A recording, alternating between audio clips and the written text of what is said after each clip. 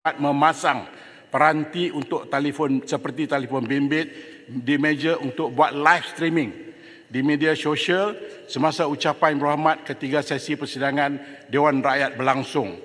Untuk makluman, Peraturan Mesyuarat 351 menghendaki ahli yang berhormat untuk mengarahkan sebarang ucapan kepada pengerusi. Tindakan beberapa ahli yang berhormat berucap dengan tidak mengarahkan ucapan tersebut kepada pengerusi dan memandang peranti yang dipasang jelas tidak mematuhi peraturan mesyuarat tersebut.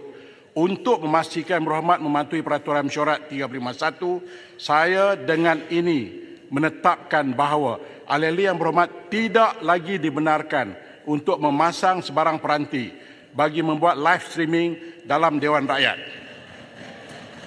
Untuk makluman, ucapan berhormat boleh dituntun melalui siaran langsung sidang Dewan Rakyat di YouTube rasmi Parlimen Malaysia, RTM dan media massa yang lain. Diharap agar ahli yang berhormat dapat memberi kerjasama dalam perkara ini. Sekian, terima kasih. Alasan yang digunakan oleh speaker adalah kerana ahli yang bercakap itu tidak memandang kepada speaker. Saya rasa itu alasan yang disimplified semata-mata untuk menghalang ahli parlimen dari menggunakan peranti-peranti. Jadi saya rasa ini tidak munasabah yang amat kalau digunakan Peraturan 351 sebagai alasan. Kita berada dalam zaman era media yang sophisticated. Saya rasa parlimen ini harus bergerak ke arah itu dan bukan bergerak ke belakang. Jadi penggunaan peranti saya rasa patut digalakkan oleh speaker dan tidak menjadikan perkara 351 memandang speaker sebagai alasan untuk menghalang ahli parlimen dia menggunakan peranti. Saya harap keputusan speaker ini boleh dirujuk semula untuk memberi mengangkat martabat parlimen dalam penggunaan alat peralatan yang lebih sophisticated daripada yang ada. Terima kasih.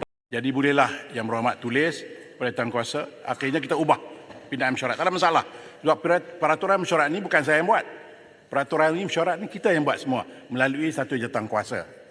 Baik, isu yang kedua ialah saya tahu live streaming ini benda yang bagus, modern teknologi IT, tetapi kita juga ada dua. Kita telah memulakan RTM live dan juga kita ada YouTube live. Cukup.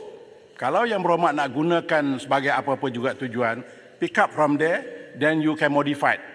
Because, ni yang hormat, the moment you speak to your audience, your concentration is no more in the Dewan. Saya parti, saya duduk atas, saya nampak. Dia akan adjust setengah jam, duduk adjust macam tu.